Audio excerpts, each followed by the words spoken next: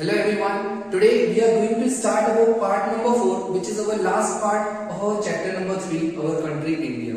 In this part, we are going to discuss last two physical divisions, which are peninsula, island, and our last topic, which is our climate. So let's start. देखिए हमारे almost physical divisions complete हो गए हैं. Last physical division कौन सा है हमारा? Island. ठीक है, आइलैंड डिस्कस करेंगे हम इस वीडियो में. देखिए आइलैंड क्या होता है?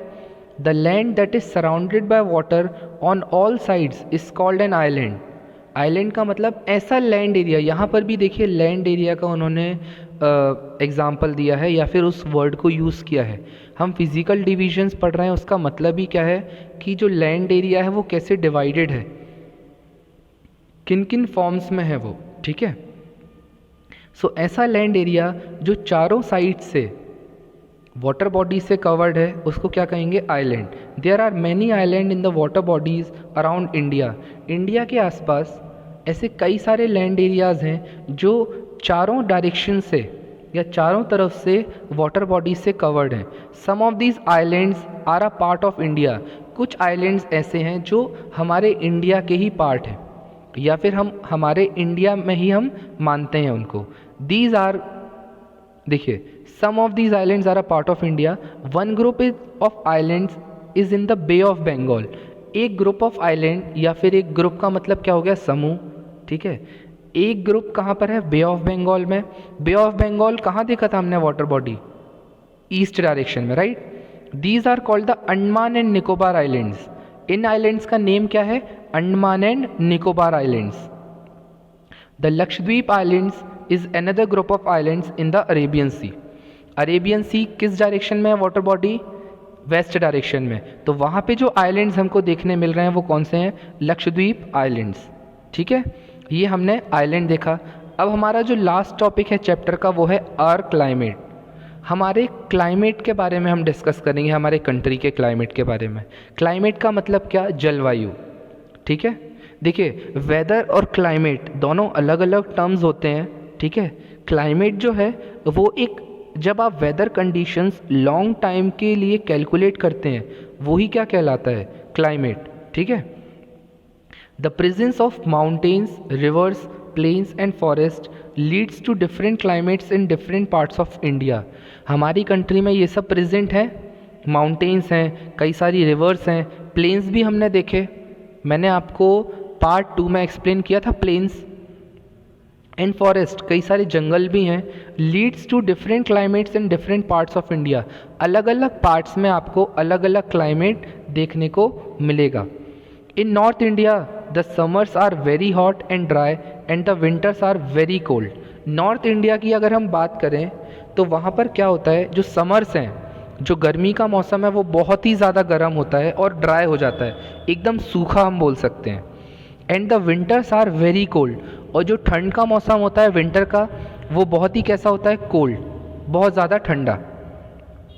The mountains have cold climate almost through out the year. But अगर हम माउंटेन्स की बात करें, जो माउंटेन वाला एरिया देखा था हमने, जो सबसे ऊपर वाला एरिया था, वहाँ पर कैसा होता है? कोल्ड क्लाइमेट होता है. वहाँ ठंडक बनी रहती है पूरे साल.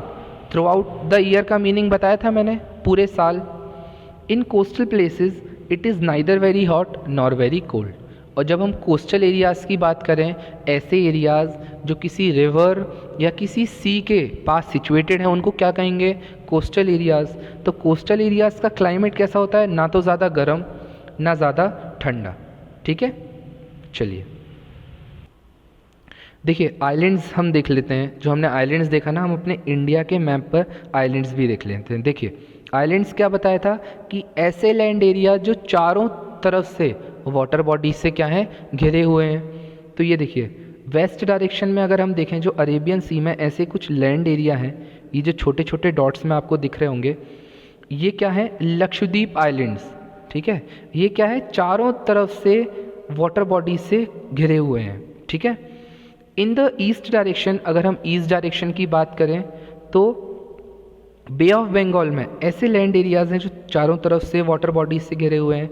अंडमान एंड निकोबार आइलैंड्स, उनका नेम क्या है? Andaman and Nicobar islands.